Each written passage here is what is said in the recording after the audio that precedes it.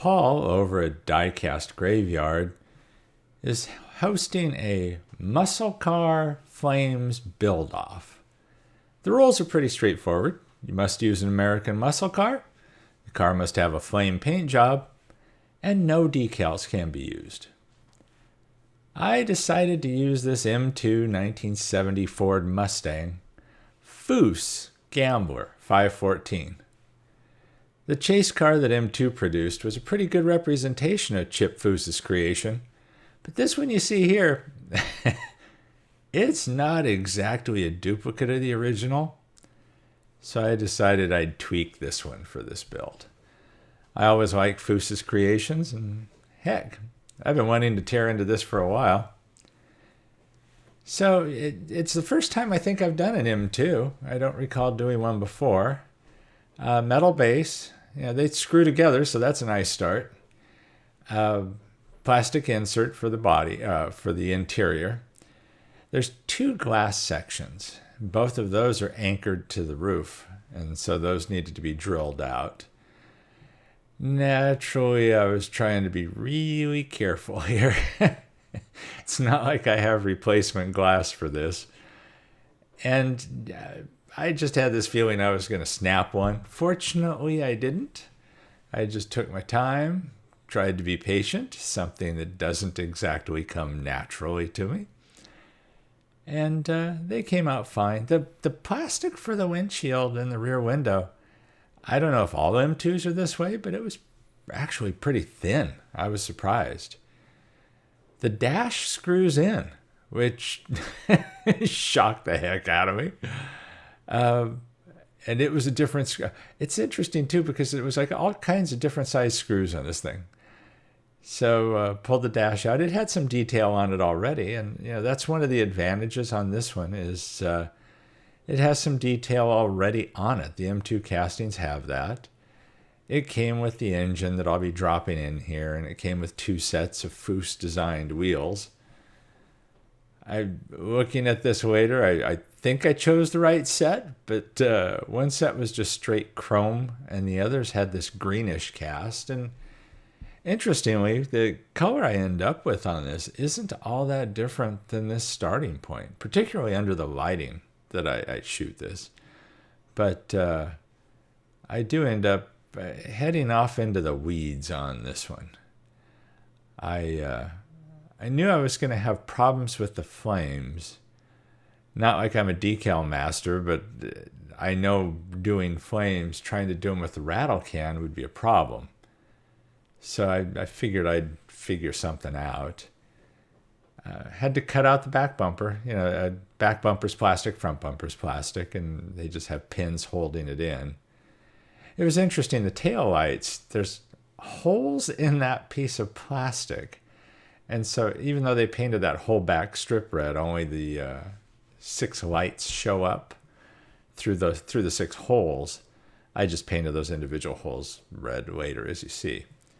This was probably the toughest part here of the entire casting as far as taking it apart, because there are 2 pins holding it in place, or so it seems. And when I cut those pins off, this thing wasn't going anywhere. And oddly, that side you see there, the passenger side, seemed a little bit looser than the driver's side. And so I thought, well, I'll just take a pin vise, I'll drill out. I thought obviously something in these pins is holding it in. I'll just drill out the pins a little bit more using the pin vise, and it shouldn't be a problem. What I didn't know is that they also glued in the front bumper. I have no idea why, but I hadn't expected that. Nothing else on this thing was glued in place, not even the glass. So why on earth they decided to glue that in, I don't know. And you can see there it took a chunk of paint with it on the back side. But thank God it came out in one piece. I didn't destroy it. So the metal body went into citrus strip. When it came out, I cleaned up the casting a little bit. The casting was pretty nice. I mean, M2 does produce a really nice casting if this is any example. And so there wasn't a lot to clean up. This was more just the usual, I don't know, just trying to make things look a little bit sharper. Not that there's a lot of flashing, not that there's a lot of casting lines, but everything can be cleaned a little bit. Went over it with the Scotch-Brite pad. That's something I always like to do. I was trying to be extra careful with the hood. Fortunately, the hood, as you can see, it had some pretty beefy pins on it. So I wasn't worried about snapping it. So, that was off and off to the paint. So then I got out the Sharpie pins and worked on the underside of the chassis. There's quite a bit of detail on this, which was nice. And, the Sharpie brings all of that out. So I go over all of it, particularly the exhaust system. And this has two basically really small exhaust tips that stick out the back. And so while I did go over them with the Sharpie pin here that you'll see in a second, I did end up going over those with the Molotow pin because I wanted them to be chromed. And so I don't think I show that here, but after I did them with the Sharpie, I did the Molotow pin, and then I went over them with the Gundam marker to draw really small openings in the exhaust. This had a Foose license plate on the back. Well, this ain't no Foose anymore. So I thought, well, Silva Diecast Customs tends to use red. So let's just put a red license plate on there. I could have probably printed up Silva Diecast Custom license plates, but left it at just the red. So there's the body. I hit it with metal cast base coat, which is that metallic, it's like a cloud of silver when you spray it on there. And I was trying to decide how to do the flames, and so I ended up painting them by hand using Army Painter white that you see there, because I knew I wasn't going to be able to airbrush them. Unfortunately, I'm not exactly an artist. So my flames, I shouldn't say this because I'm going to plant the seed in your mind and then you won't be able to unsee it. But they look more like vines to me than flames. And like I said before, I headed off into the weeds on this one. And you'll see what I'm getting to in a minute. But then it's time for gauzy, gauzy, gauzy. And so I had to dunk those 2 pieces of glass. So twice as much fun for those of you playing this gauzy game. Gauzy, gauzy, gauzy times 2. And gauzy always, the weird thing about these is because it was 2 pieces, it was exceptionally flat. It didn't have the usual arch holding it. Yep, that's where I went for paint. The Krylon stained glass summer green. I really did head off into the weeds on this one. Ron over at Somo Diecast recently used the Krylon stained glass paint, and I've had this can of green sitting here for months since I saw it on clearance. And so I decided to give it a try. What the heck? And it turned out okay. It didn't turn out bad, as you can see it there. Like I said, this comes with 2 sets of wheels, 2 sets of Foose designed wheels. I chose the ones that were already a greenish cast. Looking back on it, I almost did the flames in gray, and I probably should have, because I was hoping for ghost flames, and I think they would have been more ghostly if I had done them in gray. It would have been closer to that silver base coat, and the contrast wouldn't have been as great as it ends up being on this one. And so then I bust out the Army Painter matte black paint because there's just some areas on the front that need to be filled in, and then the hood scoop. And so I'm just getting these handled here. I'm liking the Army Painter paint just as much as the Citadel paints. I do prefer the bottles that the Army Painter paints come in. It's a lot easier to just use a little dab will do ya. There's the engine. They gave me a total number of choices of 1, so that's the one I chose. It chose super glue to hold this in place and hit it with some accelerator. And then when I went to put the glass in, I remembered my Bondic pin. Finally, the resin pin. I keep seeing Lee at Time Rider's Wee Little Cars and Bill over at Bill's Workbench use theirs all the time. And I keep forgetting that I have it. I got it on Woot.com and they were having a hell of a sale. I even got like 3 refills and I keep forgetting to use it. And it worked great. I have to admit.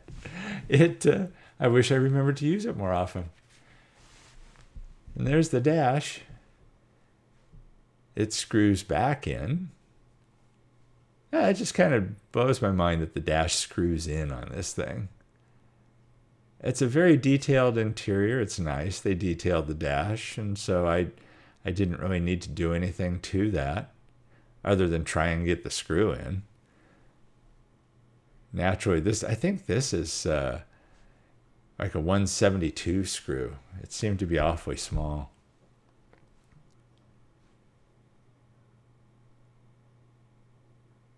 But once that's in, everything goes together pretty easily. I had the back panel that I just needed to pop back on. I CA glued the pins on the inside of that to put it back into place. And then I also CA glue the front grille on.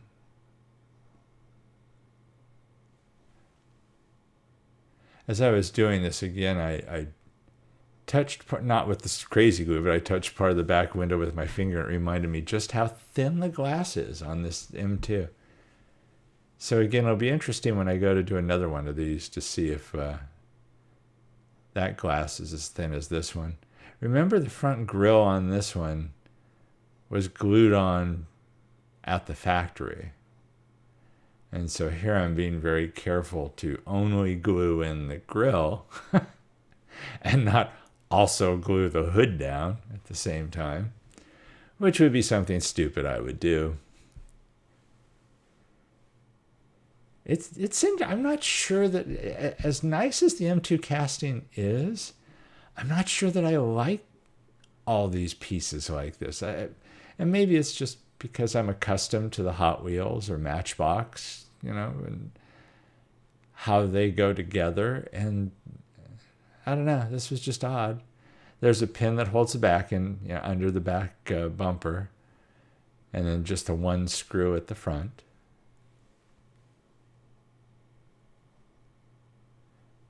And where the one for the dash seemed to be like a 172, this seemed definitely like a 256 screw.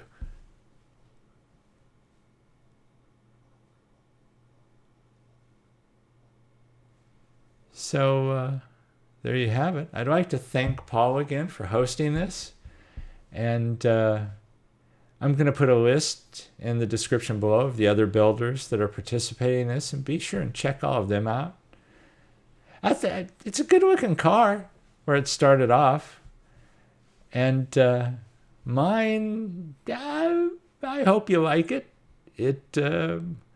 Like I said, the flames look more to me like vines than they do flames. And then I paint it green. And so, I don't know, it almost looks more like poison ivy to me. But there you have it. I don't know, I'm halfway tempted to send this off to Paul at Fat Guy Productions, tell him it's a kid's paint, and telling him, try and fix it. It's not that far from a kid's paint job, is it? Jeez. Yeah, this side especially looks more like vines to me. And then I decided to show off. Yeah, there's the engine. I was more just showing, I didn't glue the hood shut. So there you have it. Thanks for watching these videos. Hope you enjoyed this one. And be sure and check out the other builders. Thanks again, Paul. Everybody, happy Thanksgiving. That's when this thing's dropping, this video. And special thanks to my Patreon members. And everybody, stay safe and healthy out there. Catch you in the next one.